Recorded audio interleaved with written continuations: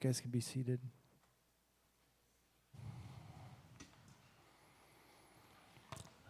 Oh, we start a new series today on the teachings of Jesus.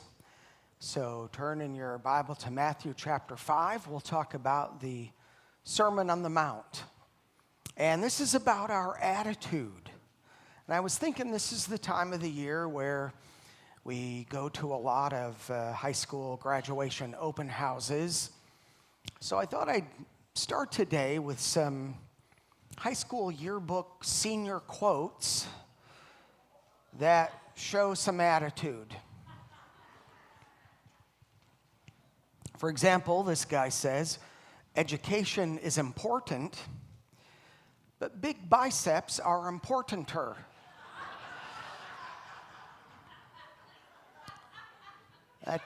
That kid's going places. Not sure what to make of this. I had to put up my grades for adoption because I couldn't raise them. Okay. I like this. I'm not a vegetarian because I love animals. I'm a vegetarian because I hate plants.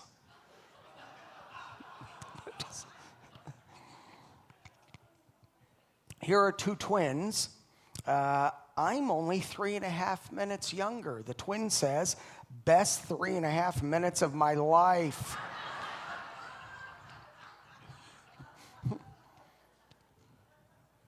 Did you enjoy high school back in the day? I loved high school.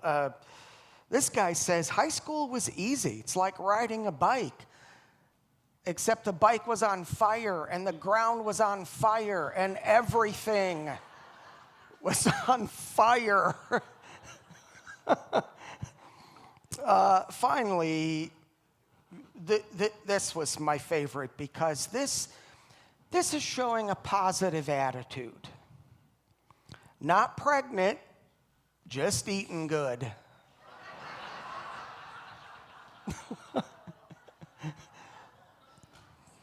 Nice.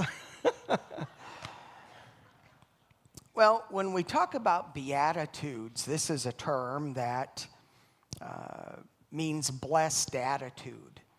Jesus teaches them here. It's the attitude of a Christ follower. The term is used 9 times here by Jesus, and in the Greek New Testament, it refers to, well, it's defined differently. In Latin, it means beatus means happy, and so some people say, well, it just means happiness. But that can be subjective. In the New Testament here, it runs deeper than that. Jesus is making an objective declaration about believers. So being blessed in Scripture here isn't about receiving a blessing. That's, I think, one of the misconceptions here. It's a matter of divine approval.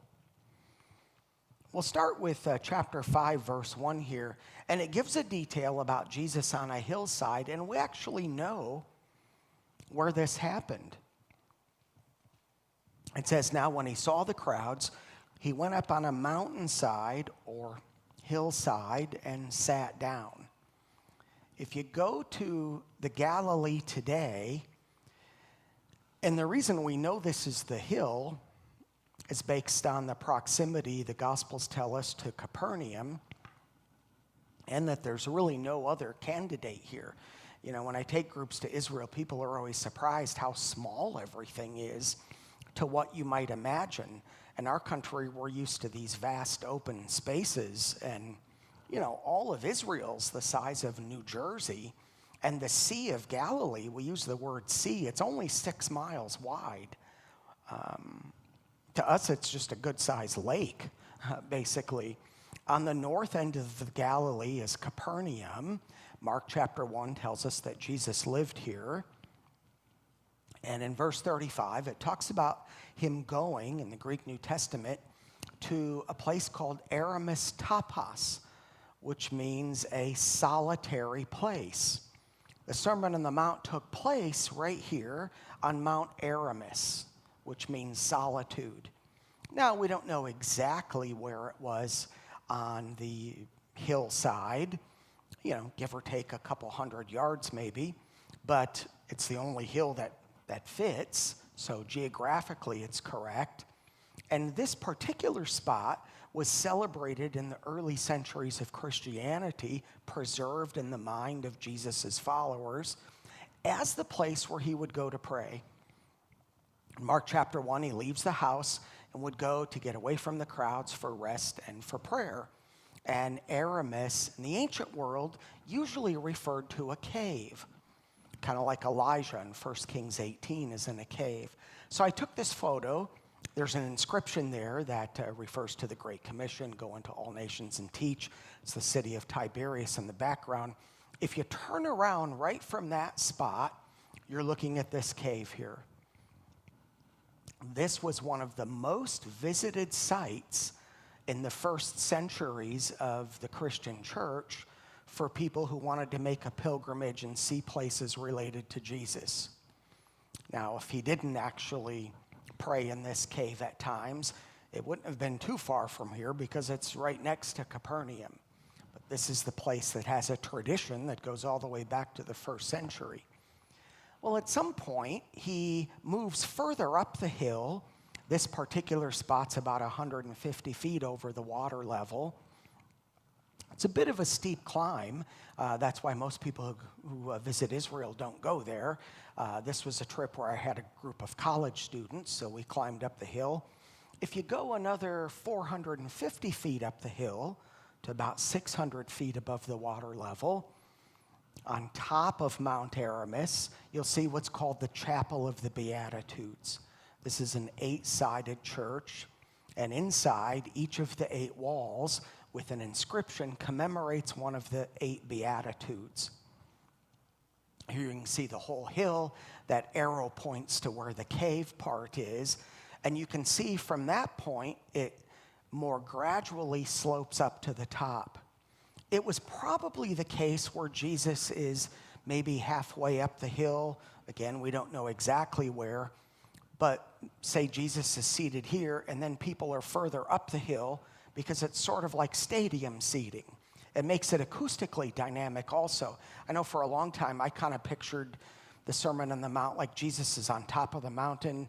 Do you know that famous Christ the Redeemer statue in Brazil? You know, we kind of imagine like Jesus is up on the mountain and he's sort of shouting down at people like Moses.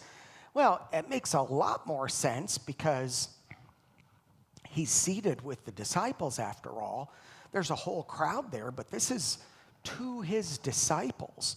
So they're probably in a little semicircle right in front of him, and then there's a whole bunch of people who gathered because word spread about his healing. It was harder and harder for him to find a solitary place, an Aramis tapas to pray.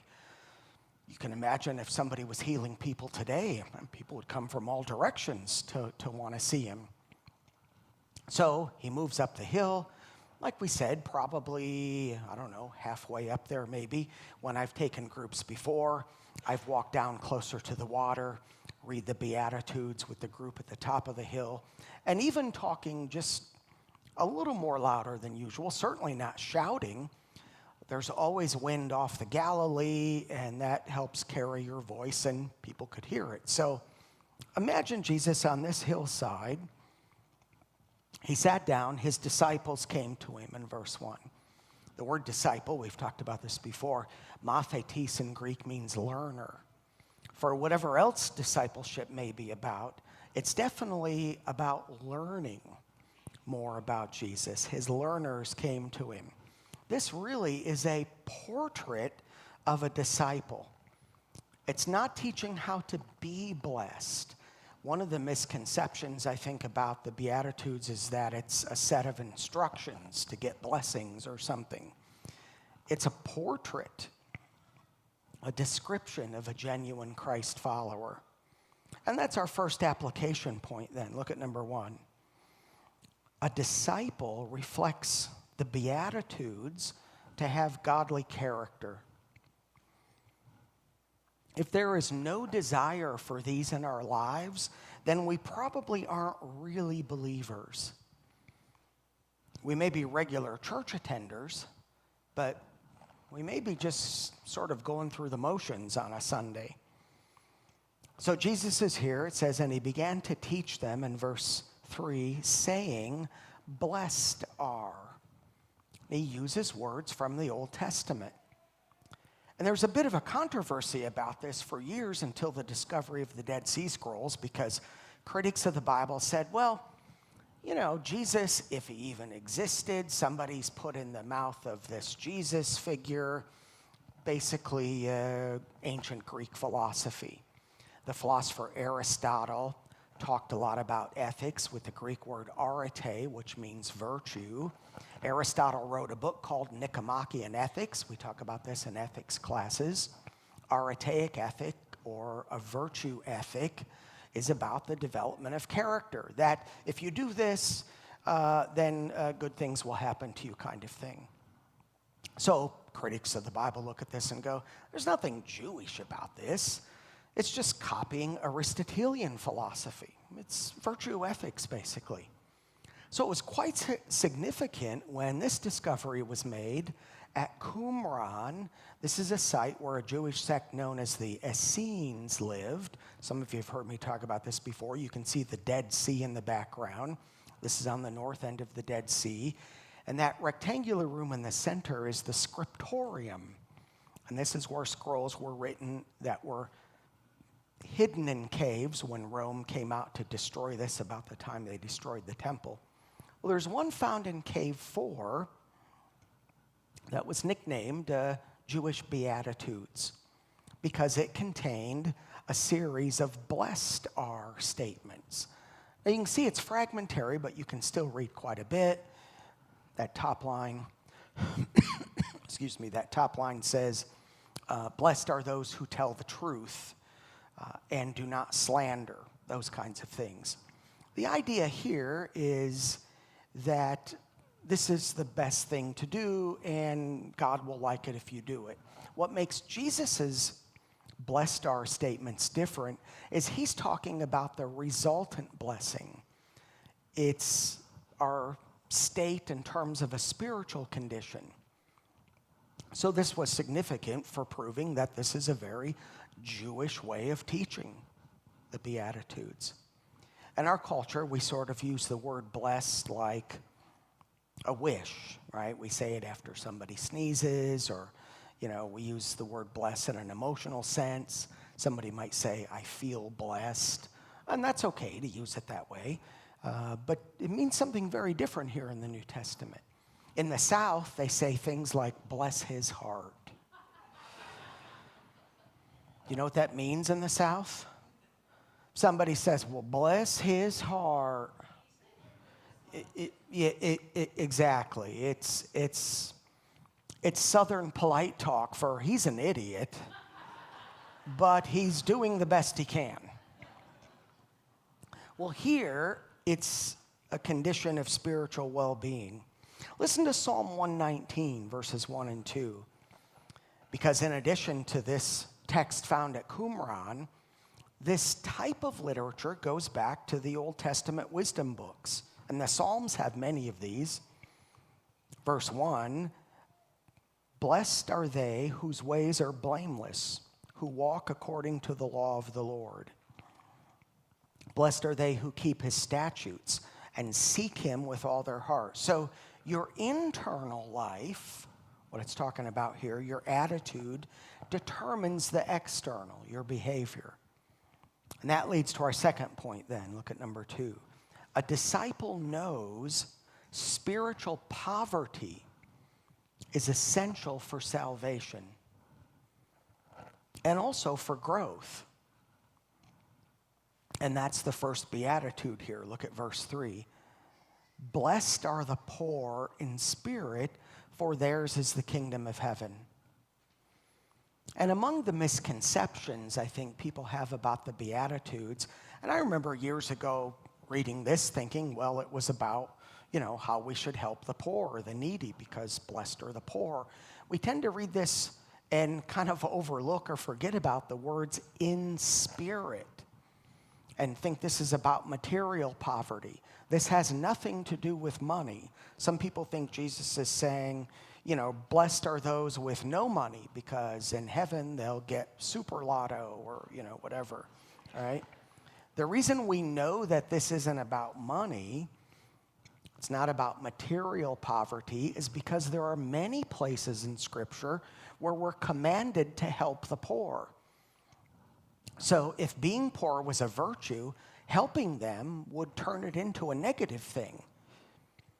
For example, in Deuteronomy 15, verses 7 to 8, if there is a poor man among your brothers in any of the towns, do not be hard-hearted or tight-fisted. That's the Old Testament term for greedy. You're holding your money so tightly. Do not be tight-fisted toward the poor. Rather, be open-handed. Help him. So material poverty can't be a virtue, because if it was, then by helping the poor, we'd be turning a virtue into a vice. So it's not about the lack of money here. To be poor in spirit is to acknowledge that you're a spiritual beggar, that there's nothing we can do to help ourselves in terms of meeting our spiritual needs, that we're incapable of doing that. So a disciple then is blessed because he or she turns to Christ. In contrast to Luke 18:9, some who are confident of their own righteousness and look down on everybody else. So Jesus tells a parable. There are a lot of parables that parallel these, and we don't have time to read them all, but there's a parable about the Pharisee and the tax collector, about people who think they're spiritually wealthy but really aren't. So this beatitude is saying God approves of those who know that they can't save themselves. And after all, that's what distinguishes Christianity from every other religion in the world. For years, I've taught classes, college classes on world religions, and the common thread you see through every single non-biblical religion, without exception, is that you can do it yourself. You save yourself by your good deeds. Get your karma balanced out. Do something to earn the favor of the gods, that kind of thing. This is the one thing that makes Christianity different in terms of salvation. And that's our next application then. Look at number 3. A disciple is sorrowful about sin and is repentant. So the next beatitude points back to the first. Look at verse 4. Blessed are those who mourn. Mourning the loss of a loved one in the ancient world was a very intense event that lasted anywhere from 7 to 30 days. And it meant going to the tomb every day. You're in the tomb cave all day. The process of mourning, not that we mourn in terms of less time, but physically it was a much more intense thing then. In fact, if you look at any of the first century tombs, back in the time when they used ossuaries, bone boxes, you can see in those caves a specific place that was cut out for mourners.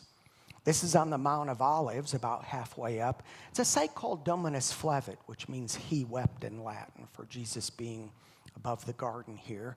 So you'd go down the Mount of Olives toward the Kidron Valley. Then as you make your way up, you'd be going up to the Temple Mount here. So as you stand at the Temple Mount, you see all these little chapels. And this building was built over a cave tomb that had collapsed. You can still see some of the niches in there where those bone boxes would be put. They're only about this big. We know it's from the time of Jesus because this practice started before Jesus was born, but it ended by the year 70 when Rome destroyed the temple. So anytime you see an ossuary in this type of burial, you know immediately it was a first century one. And here they've brought the ossuaries out and lined them up so people can see them better. But notice right in the middle there's a carved out section of the cave floor that's about a foot lower than the rest of it. Because when they would make these tombs, they're only 4 or 5 feet tall. Now, people were shorter back in the day, but still, the caves are only carved out about like this. Well, you might be tired of bending over and just want to stand up at some point. It is hard work because you're just swinging a pickaxe, basically. I mean, you've got an area maybe from here all the way around, or sometimes as wide as this. You might think, well, why didn't they just make the whole floor a foot lower? Because it's a ton of work. So that little carved out spot was a space about this big for mourners to gather. Of the terms used for mourning, there are actually 9 in New Testament Greek. This is the strongest of the terms used here. And it is mourning about death, but not physical death and not for someone else. The mourning Jesus refers to here is our own spiritual death.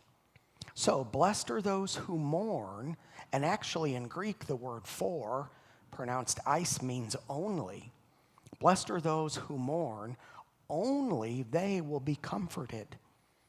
That means if we truly understand our spiritual condition, we will grieve about sin. And that's essential because you can't be forgiven unless you're sorry for sin. Paul talks about spiritual mourning. Listen to 2 Corinthians 7:10. And remember, this is linked to being poor in spirit. Godly sorrow brings repentance that leads to salvation and leaves no regret. But worldly sorrow brings death. That's because it's mourning without Christ. So Jesus is saying here, blessed are those who are sad about their sin. And the longer we're a Christian, the more we grieve about it, because we know we should be past it by this point. The problem is if we sin and don't feel any grief about it, don't feel any guilt about it. So humility is necessary. That leads to our 4th application. A disciple is humble and compassionate.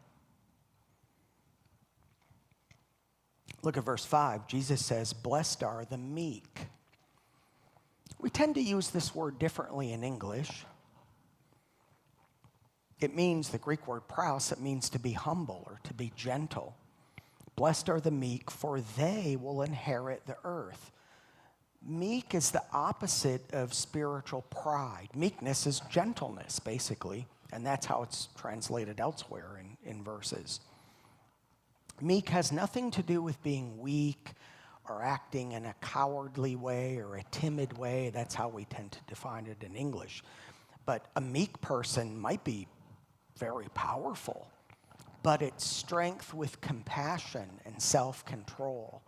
Strength without aggression is the idea, because a gentle spirit is the result of trusting God.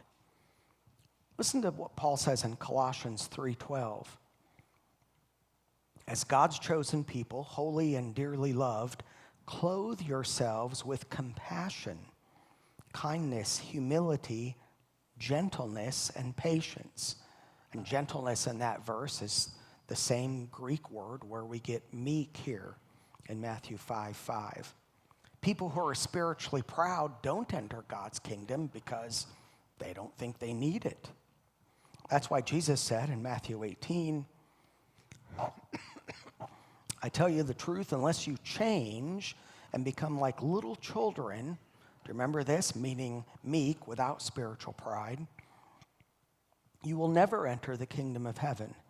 Therefore, whoever humbles himself like this child is the greatest in the kingdom of heaven. So to become a Christian, a person has to be humble to receive the gospel. I like what James says in James 1:21.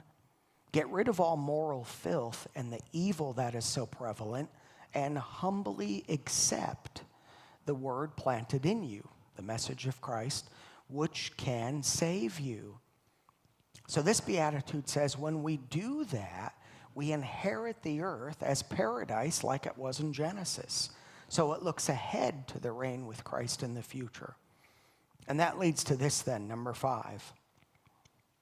A disciple embraces and promotes God's righteousness. So being meek here is linked to being in right relationship with God, which is what righteousness means. So look at verse 6. Blessed are those Blessed are those who hunger and thirst for righteousness, for they will be filled. To be filled is to be satisfied. And hunger here, then, is essential for spiritual health and satisfaction. And you can see why this is a good illustration, because physically, the need for nutrition, hunger, and thirst are continual. So Jesus is saying we need that in a spiritual sense also. We'll die without it. He also used that in this illustration. You might remember John 6:35. I am the bread of life. He who comes to me spiritually will never go hungry. He who believes in me will never be thirsty. Many people hunger and thirst for money and for success, and those can be used in godly ways. But for a disciple, they can't be the primary ambition. And Jesus told a parable about people who were hungry only for money. It's the parable of the rich fool. I'll read here Luke 12, verses 15 to 20.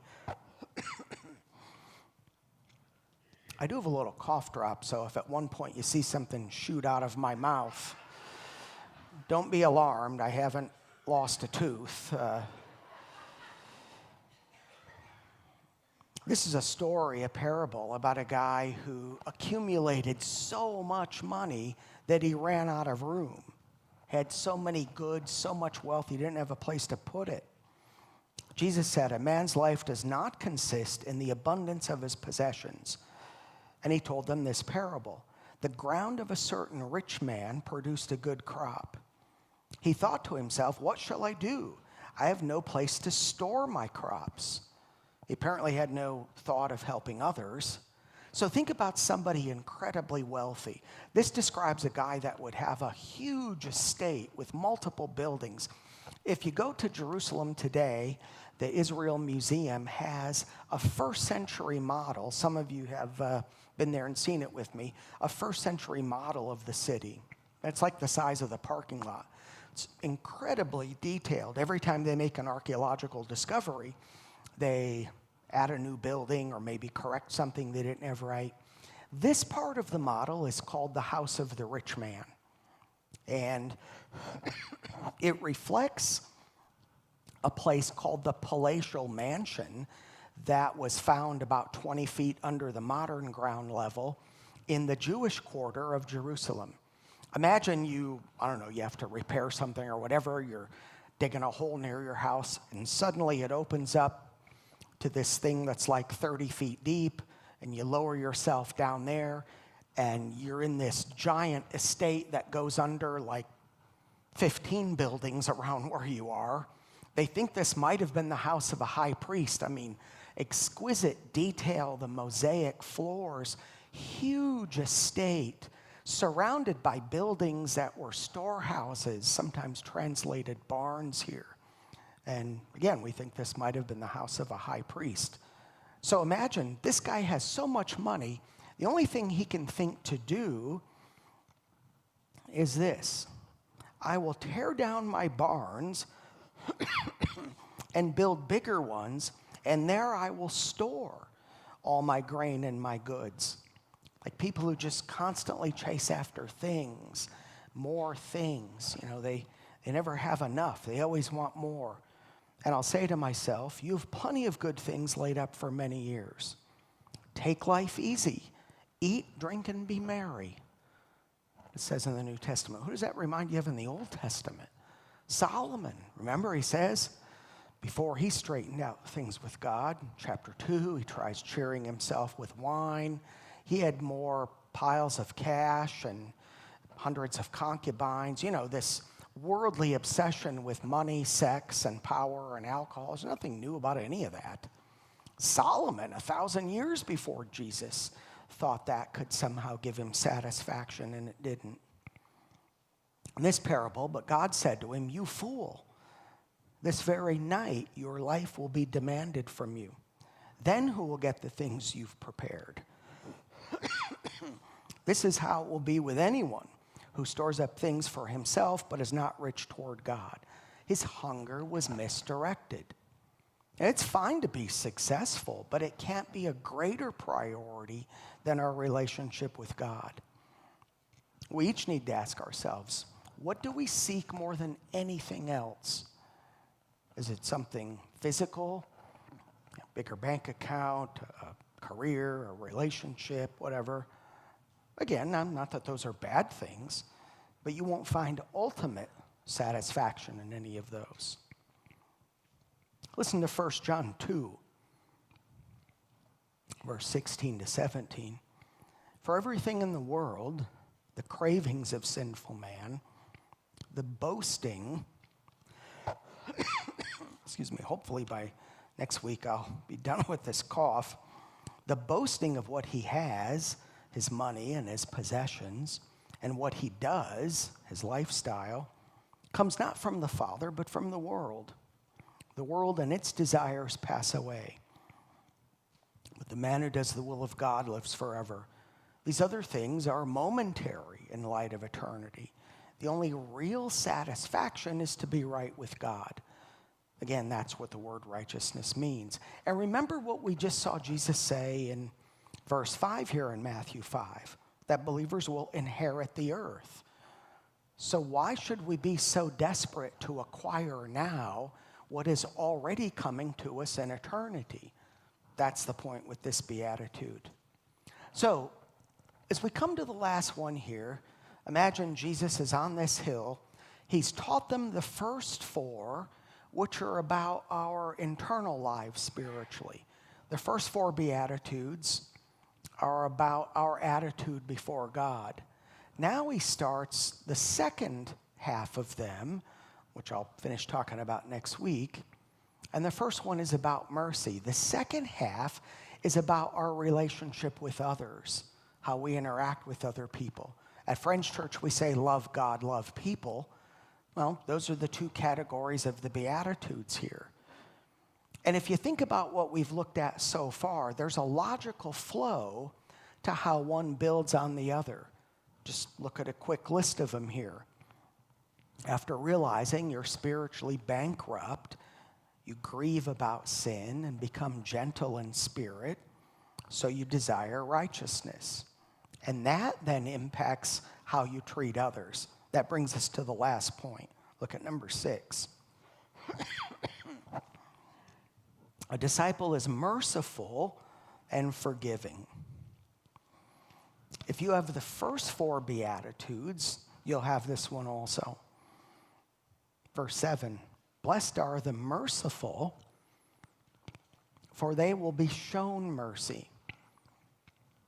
Mercy is more than just a feeling of compassion. It means you actually do something to help. John talked earlier about the building we just opened, the Love Thy Neighbor food pantry. That's an example of that. Sure, we want to pray for those in need, but we want to actually do something too. You could think of mercy as compassion in action. That also includes forgiving others when you've been wronged, and that can be difficult to do. But we're motivated to forgive when we remember the mercy that God the Father showed us in forgiving our sin. In Luke 6:36, Jesus says, be merciful just as your Father is merciful. Showing mercy is the evidence that we've received it. It's the evidence that we believe. Mercy should grow as our faith does. The longer you've been a believer, the more merciful you should be. I like Proverbs 11:17 here. A kind man benefits himself, but a cruel man, one who shows no mercy, brings trouble on himself. That's because being merciless is a path to misery.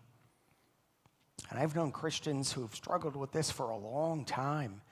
If you actually want a miserable life, then be unforgiving, because that is a sure way to acquire it. Let's close with this here in James chapter 2, verses 12 to 13. Speak and act as those who are going to be judged by the law that gives freedom, which in verse 8 is love your neighbor as yourself. because judgment without mercy will be shown to anyone who has not been merciful. James says, mercy triumphs over judgment.